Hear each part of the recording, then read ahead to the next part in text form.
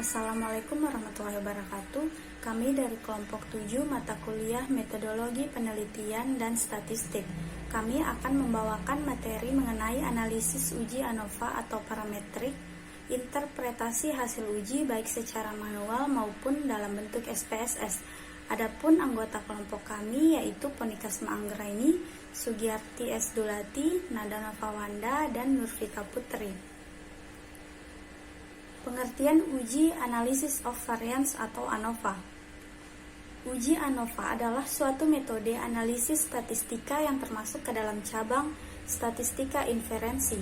Dalam literatur Indonesia, metode ini dikenal dengan nama lain seperti analisis ragam, sidik ragam, analisis variansi, dan merupakan pengembangan dari masalah Banner-Fisher sehingga uji F yang juga dipakai dalam pengambilan keputusan. Kemudian untuk menguji hipotesis yang menyatakan perbedaan parameter rata-rata satu variabel terikat untuk lebih dari dua kelompok sampel.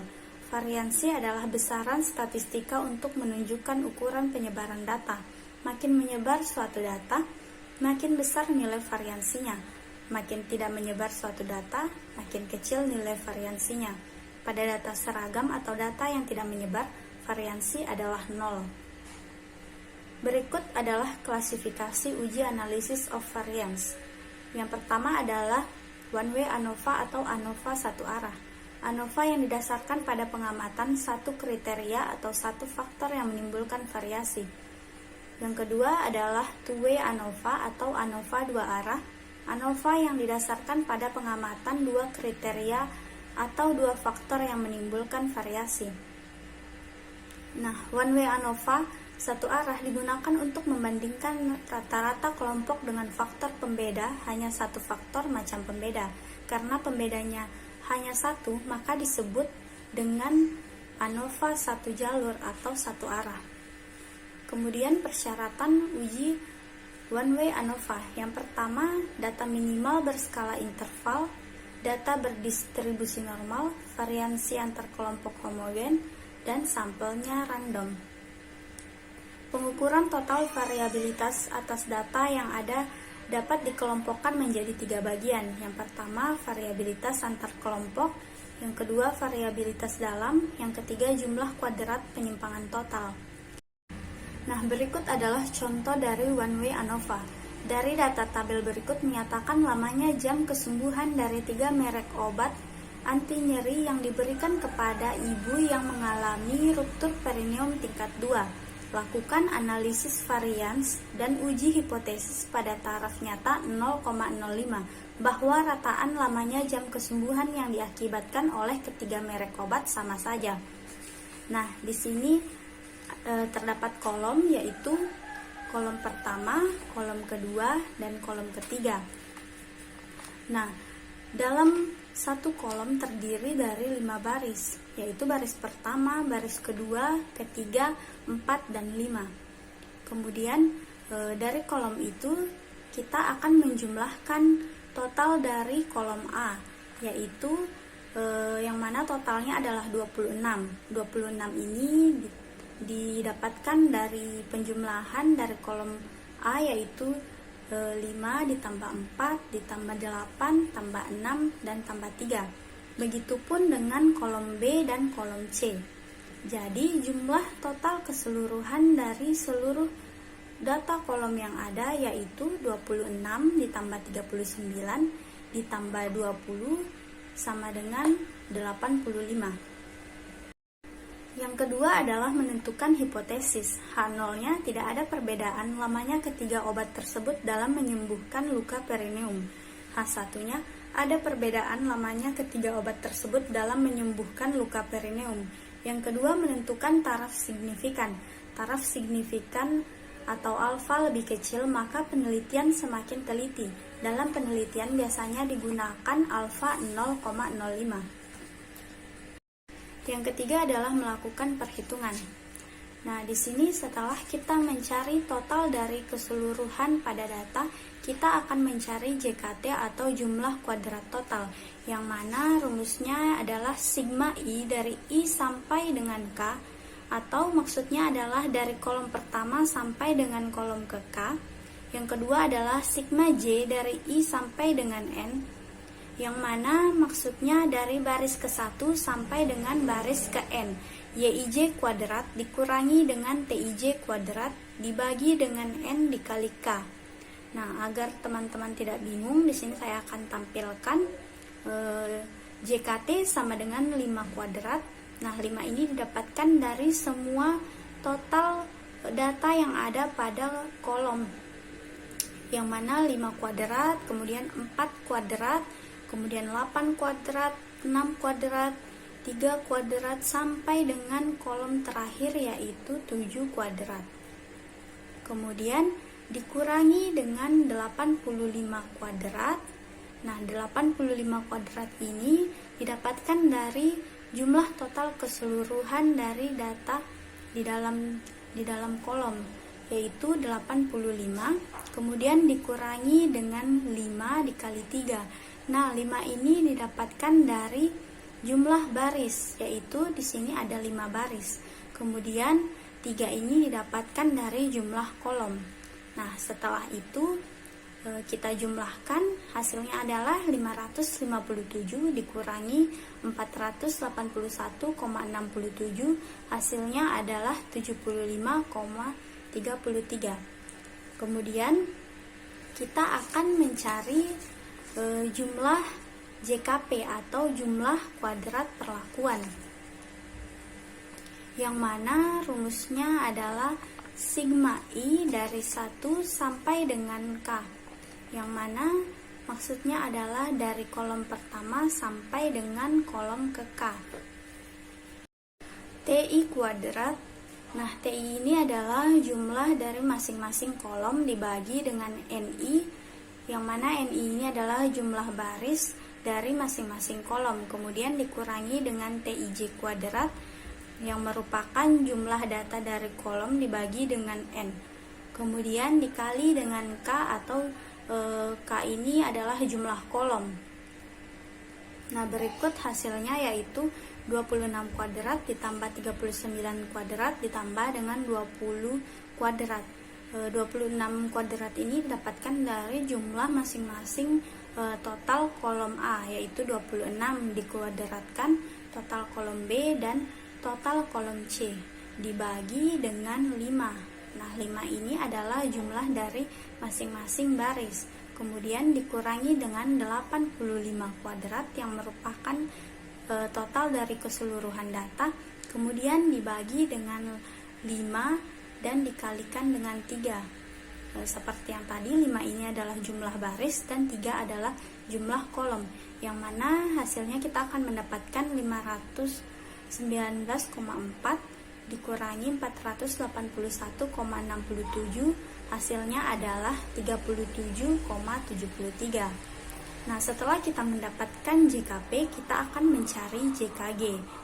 Adapun rumus JKG ini adalah JKT dikurangi dengan JKP, yang mana jumlah dari JKT sudah kita dapatkan tadi, yaitu 75,33, kemudian dikurangi dengan total JKP yaitu 37,73, hasilnya adalah 37,6.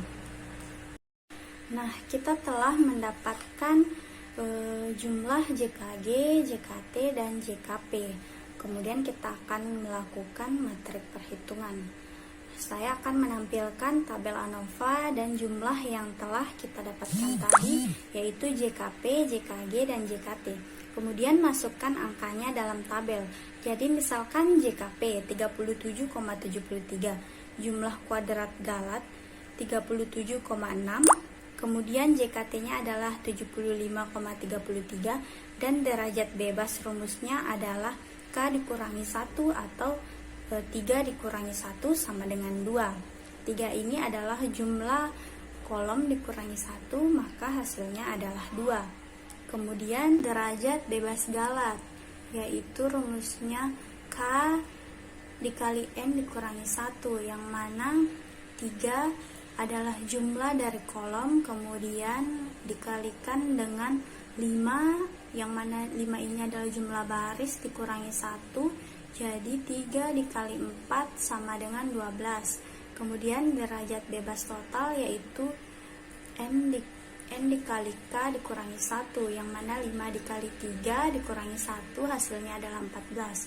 Kemudian rataan kuadrat, rumusnya adalah RKP sama dengan JKP dibagi dengan DBP atau derajat bebas perlakuan, yang mana hasil dari RKP tadi adalah 37,73 dibagi 2 yang hasilnya adalah 18,865. Kemudian rataan kuadrat Galat, rumusnya adalah RKG sama dengan JKG dibagi dengan DBG, yaitu hasilnya adalah 37,6 dibagi 12, hasilnya 3,13. Kemudian kita akan mencari F hitung, yang mana rumusnya adalah RKP dibagi RKG, yang mana RKP tadi adalah hasilnya 18,865 dibagi dengan 3,13, hasilnya adalah 6,03. Adapun cara membaca dari F tabel ini, kita akan fokus pada derajat bebas perlakuan, yang mana hasil dari derajat bebas perlakuan yang telah kita cari tadi adalah 2. Maka kita akan mencari pada F tabel kolom kedua. Kemudian derajat bebas Galat sebanyak 12, maka kita akan mencari pada baris ke-12. Dan jika dihubungkan, kita akan mendapatkan hasil 3,89. Kemudian kita akan melakukan analisis hasil perhitungan, yang mana titik kritisnya sebagai berikut. Tolak H0 ketika F hitung lebih besar daripada F tabel, dan terima H0 ketika F hitung kurang dari atau sama dengan F tabel.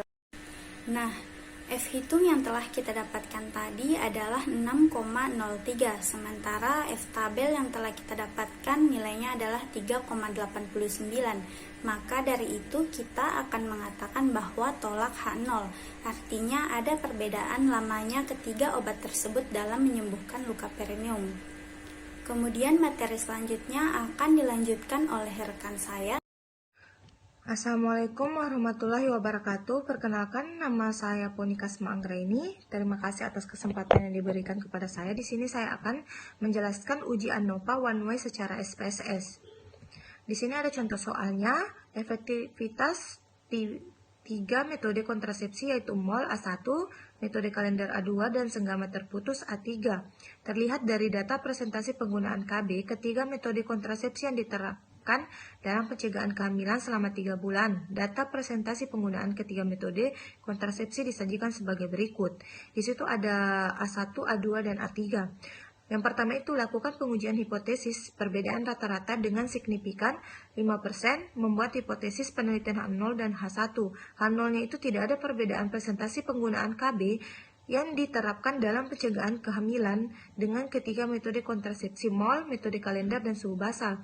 Yang H1 itu ada perbedaan presentasi penggunaan KB yang diterapkan dalam pencegahan kehamilan dengan ketiga metode kontrasepsi MOL, metode kalender, dan suhu basal. Yang kedua itu buatlah variabel data variabel dependen, terikat variabel independen bebas. Variabel dependennya itu penyebab kematian ibu, desimal 0, mesurnya scale. Variabel independen itu kasus kematian ibu, desimal 0, dan mesurnya scale. Di situ ada contoh gambar SPSS-nya. Terlebih dulu kita masukkan variabel Q-nya. Di situ ada name, penyebab kematian ibu, dan kasus kematian ibu. Tipenya itu numerik, dua-duanya numerik, terus desimalnya 0. Terus mesurnya itu kita taruh scale dan nominal. Sudah itu, masukkan data yang ada pada Windows Data View, dan apabila kita mengaktifkan value label akan terlihat seperti ini. Di sini ada value-nya. Value-nya itu kita taruh 1 karena mol itu tadi A1, jadi labelnya itu mol, dan seterusnya. Masukkan nilai data seperti gambar berikut. Di gambar ini ada data view-nya. Di sini kita akan memasukkan tadi data-data itu sesuai dengan A1, A2, dan A3. Di sini yang kelima itu ada analis dilakukan dengan memilih Analyze Conformance One Way ANOVA sehingga terlihat tabel berikut. Di sini ada Analyze. Analyze itu kita klik itu Conformance. Setelah kita klik Conformance akan terlihat seperti ini. Ada pilihan One Way ANOVA yang paling terakhir itu. Terus pindahkan variabel dependen ke dalam dependent list, sedangkan variabel independen ke dalam kolom faktor. Di sini ada penyebab kematian ibu dan kasus kematian ibu. Penyebab kematian ibu kita masukkan dalam dependen, terus kasus kematian ibu kita masukkan dalam kolom faktor. Setelah itu kita memilih option. Di situ ada option deskriptif dan homogeneity. Di situ kita akan mengklik deskriptif dan homogeneity. Setelah itu kita continue, akan terlihat hasil seperti ini. Ada hasil deskriptifnya, ada homogeneity-nya, dan ada uji ANOVA-nya. Mungkin itu saja yang dapat saya sampaikan.